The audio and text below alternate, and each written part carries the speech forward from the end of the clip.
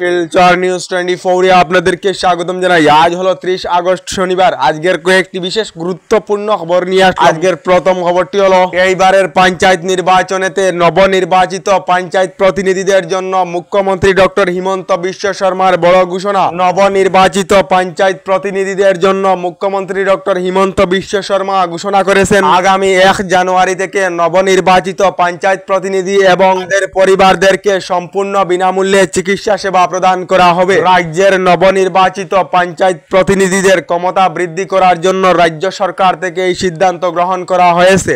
এদিকে ইসলাম ভারতে প্রাচীন কাল থেকেই রয়েছে। ইসলাম ধর্ম ভারতবর্ষে আজ পর্যন্ত রয়েছে এবং ভবিষ্যতেও থাকবে। ইসলামের অস্তিত্ব শেষ হয়ে যাবে বলে ধারণাটা হিন্দুর দর্শন নয়। হিন্দু মুসলমানে উভয়ে একে অন্যের উপর পারম্পরিক আস্থা থাকাটা প্রয়োজন বলে জানিয়েছেন আরএসএস প্রধান মোহন ভাগবত।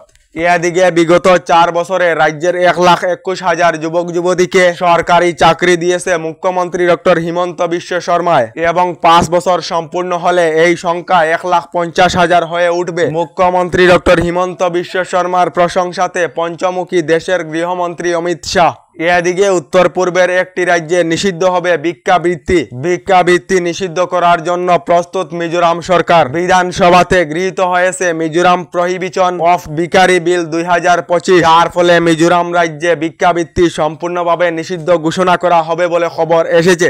এদিকে প্রধানমন্ত্রী জনধন যোজনা স্কিমের 11 বছর সম্পূর্ণ হয়েছে, যার ফলে এই স্কিম নিয়ে প্রধানমন্ত্রী নরেন্দ্র মোদী জানিয়েছেন 11 বছরের মধ্যে প্রধানমন্ত্রী জনধন যোজনার অধীনে দেশের প্রায় 56 কোটি মানুষেরা অ্যাকাউন্ট খুলেছেন, যার মধ্যে 56% অ্যাকাউন্ট রয়েছে মহিলাদের। প্রধানমন্ত্রী জনধন যোজনার অধীনে আপনাদের অ্যাকাউন্ট রয়েছে নাকি কমেন্টে নিশ্চয় জানাবেন।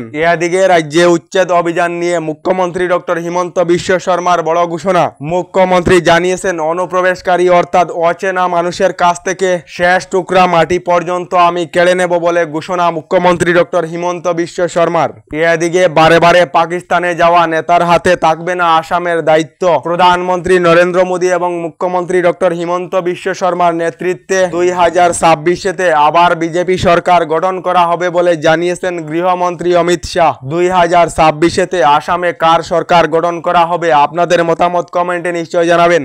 এদিকে রাজ্যের লাখ লাখ মহিলাদের জন্য এসেছে একটি ভালো খবর। প্রধানমন্ত্রী নরেন্দ্র মোদীর জন্মদিনেতে অরুণোদয় 3.0 প্রকল্পের অধীনে 382 কোটি টাকা আসামের গরিব দুঃখীদের ব্যাংক অ্যাকাউন্টেতে দেওয়া হবে। আগামী 17 সেপ্টেম্বরেতে মহিলাদেরকে অরুণোদয় প্রকল্পের টাকা দেওয়া হবে বলে জানিয়েছেন গৃহমন্ত্রী অমিত শাহ।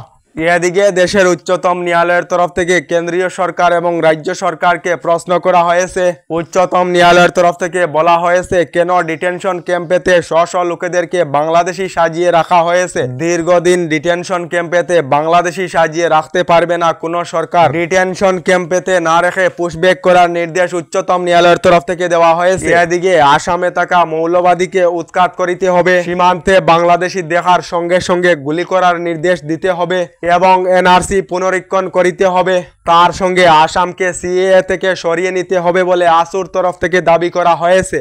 এদিকে রাজ্য সরকারের অরুণোদয় প্রকল্পের তালিকায় নাম থাকা মহিলাদের জন্য এসেছে একটি ভালো খবর। রাজ্যের যে সকল মহিলাদের অরুণোদয় প্রকল্পের তালিকায় নাম রয়েছে তাদেরকে ইতিমধ্যে রাজ্যের বিভিন্ন প্রান্তে অরুণোদয় প্রকল্পের সার্টিফিকেট এবং একটি করে বই সঙ্গে গ্যাস সিলিন্ডারের সাবসিডির ফর্ম বিতরণ করা আরম্ভ হয়েছে। ফর্ম পূরণ করে দেওয়ার পর অরুণোদয় প্রকল্পের 1250 টাকা এবং সাবসিডির 250 টাকা, মোট 1500 টাকা করে মহিলাদেরকে আগামী 17 সেপ্টেম্বর থেকে দেওয়া আরম্ভ হবে বলে রাজ্য সরকার থেকে জানানো হয়েছে। আমাদের ডেইলি খবরগুলি ভালো লাগলে আমাদের ভিডিওতে লাইক দিয়ে চ্যানেলটিকে সাবস্ক্রাইব করে নেবেন।